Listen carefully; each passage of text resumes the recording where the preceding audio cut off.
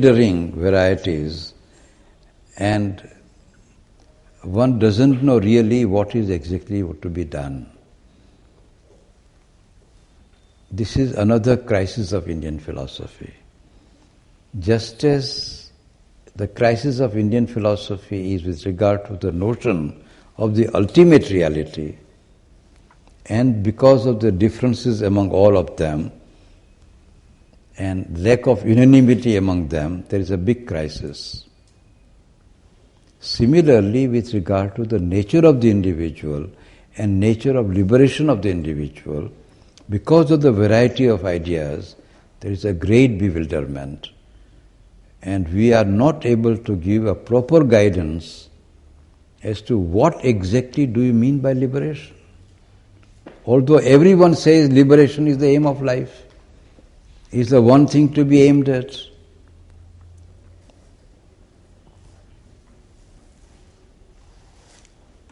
In this particular chapter, at a particular place, Aurobindo speaks of the idea of liberation that is expounded in Advaitic Mayavada.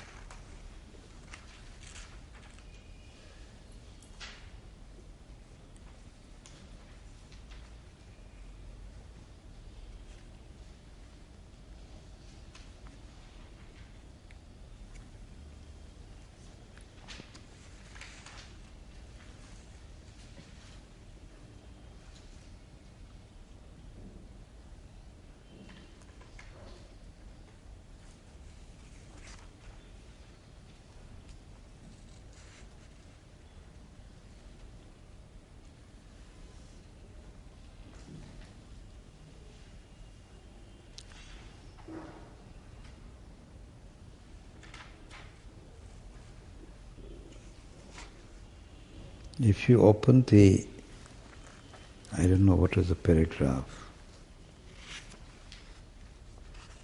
towards the end,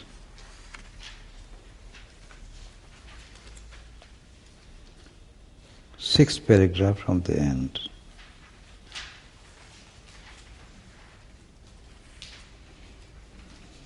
It is so that the ascetic philosophy tends to conceive it.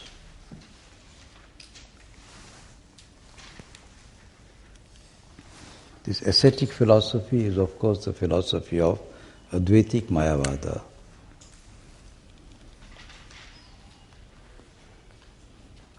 The third line, in the monistic view, Advaitic view is called monistic view. In the monistic view, the individual soul is one with the Supreme. Its sense of separateness and ignorance, escape from the sense of separateness and identity with the Supreme is salvation. But who then profits by this escape? Aurobindo asks.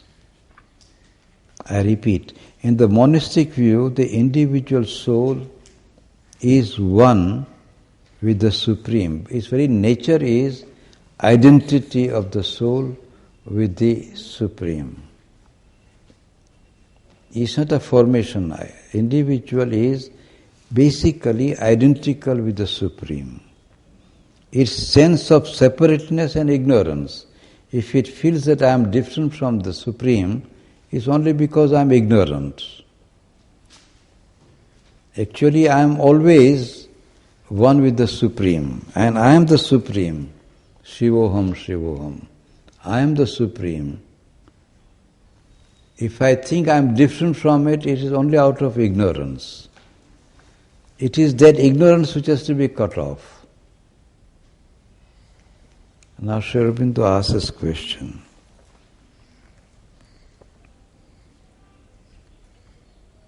But who then profits by this escape?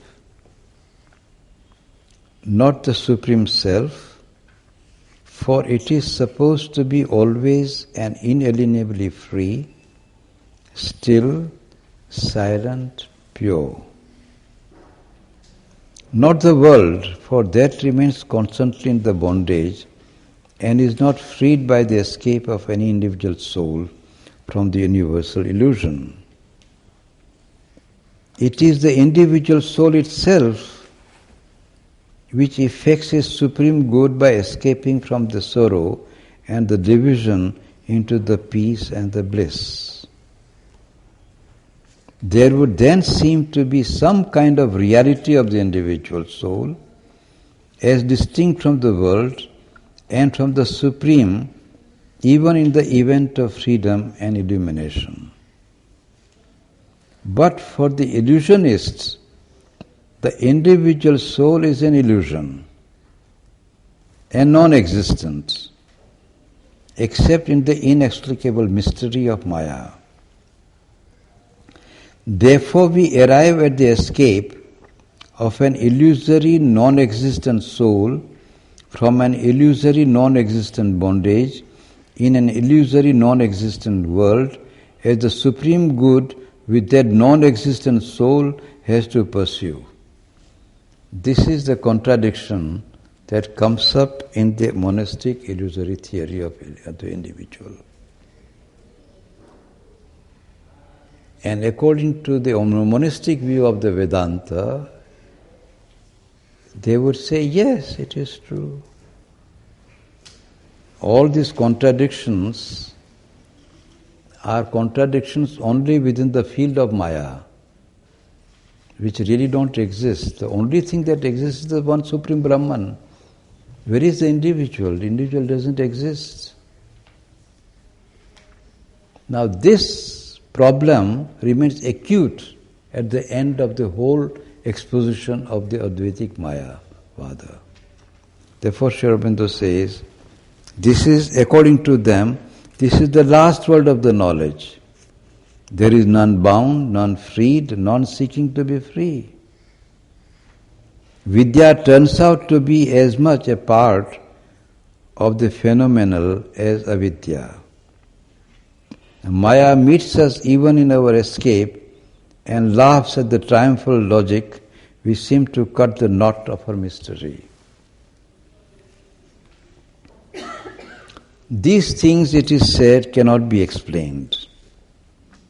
They are the initial and insoluble miracle. They are for us a practical fact and have to be accepted. We have to escape by a confusion out of a confusion. This is the illogicality of that position. And this is the doctrine which has become one of the most dominant doctrines in India today. As a result, there is a tremendous weakness both in theory and in practice. If I know that I am one with the Brahman already, in what way have I to make an effort? And even if I have to make an effort, in what direction shall I make an effort?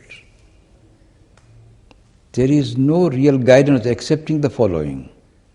It is said that you are at present in a state of confusion. You think that you are an egoistic consciousness identified with this body. So first, sit down in meditation and say to yourself, I am not the body. This identification is to be loosened and you withdraw from it. Then you distinguish between your vital impulses and vital desires and you say, I am not the vital being. Then you withdraw from all mental identification. You come out of the mental identification.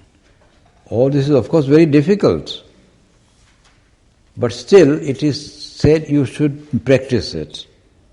And after practicing, you will find that you become completely separate in your consciousness, and that which stands separate is not any individual. Egoism is gone because all egoism is now torn off. What remains is the Brahman. But then you find the Brahman was always free.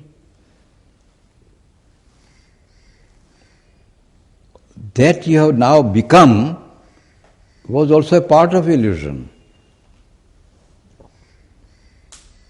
This is the mystery which has been accepted by Advaitic Vedanta and said you have got to accept it as it is. It's a mystery, it's a mystery. It's a confusion, we admit. But in this confusion, the confusion is the only way by which you can come out of the confusion.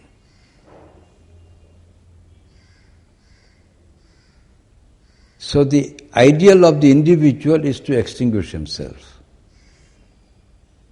And when you extinguish your whole being, your individuality doesn't remain. There is no individuality. Individual is not real reality.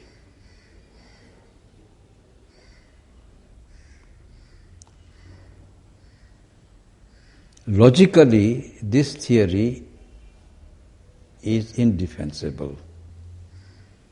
Although this theory is supposed to be the most logical theory.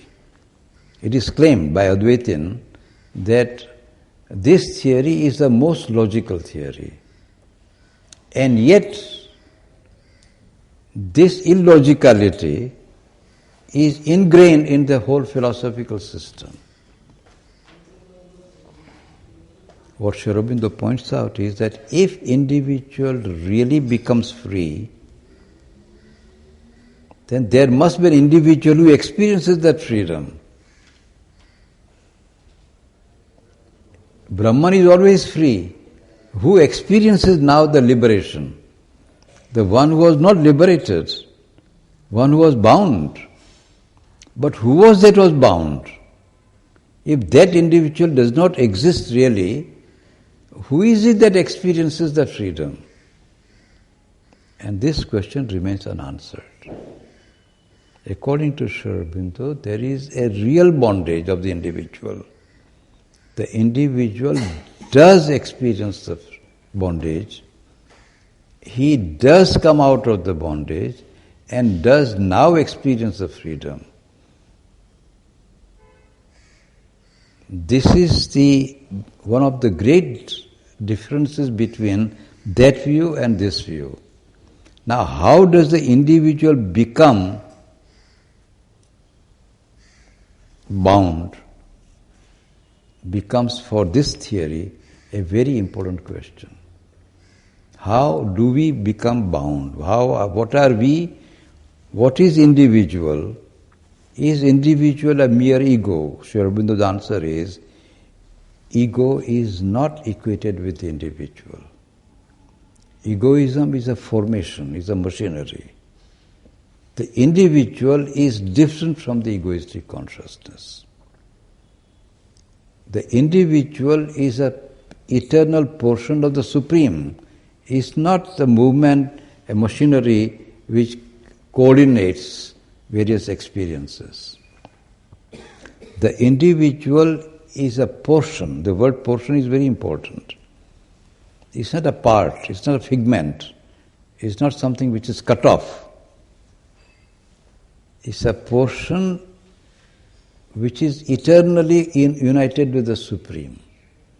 Now that portion which is eternally united with the Supreme, how does it get into the state of bondage is certainly a problem. The destiny of the individual is to really effectuate this liberation from bondage, and having attained the liberation, to manifest the divine consciousness in the world.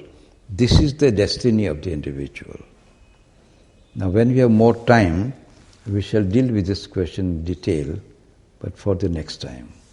How does the individual, who is the eternal portion of the Supreme, get How does it get into the state of bondage, get into the state of ignorance, and how it can liberate itself from it? The supreme problem actually, from the point of the individual. That problem is discussed in this book at length, because it is one of the most important problems of human life. So we can stop here today, all right?